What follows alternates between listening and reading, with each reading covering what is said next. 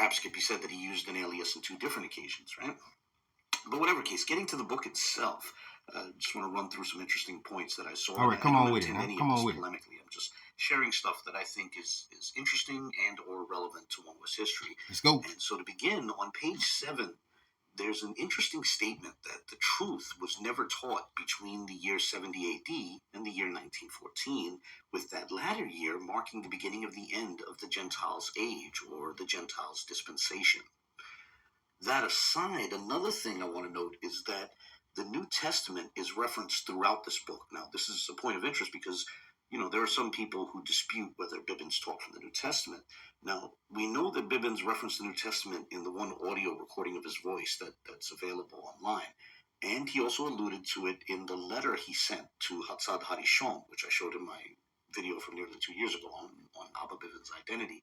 In this book, the New Testament is referenced on almost every other page. So I think it's fair to conclude that Bibbins definitely taught from the New Testament. There you go. However, to be fair, it's also worth noting that this book was written while he was at the Commandment Keepers, so there may remain an open question as to how he perceived the New Testament, Whatever the case, moving on from that, on page 10, the book introduces the idea that some New Testament references to Gentiles may actually be referring to Israelites who profess to be Gentiles. There you go. There you go, people. And so you see where that doctrine comes from. All right. There you go right there. Israelites are Gentiles. There you go. Let's go, Abu.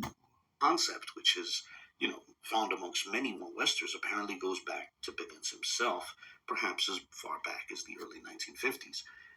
However, interestingly, shortly thereafter, the book states that Romans 10:9 is addressed to actual natural Gentiles.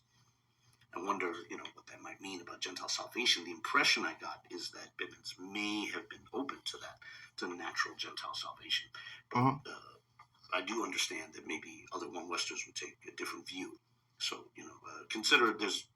treat my impression as having a margin of error.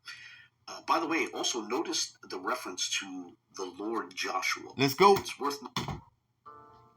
Yes, he did say Lord Joshua. And so there you have it, people. This is the meat and potatoes right here.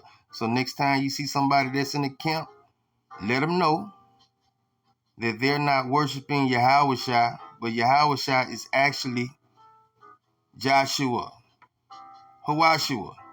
There you go right there. This is Abba Bibbins' work right here. He wrote this book. All right. We find in Romans 10:9, Paul speaking to the natural Gentiles when he said, if thou shalt confess with thy mouth the Lord Joshua, you see that?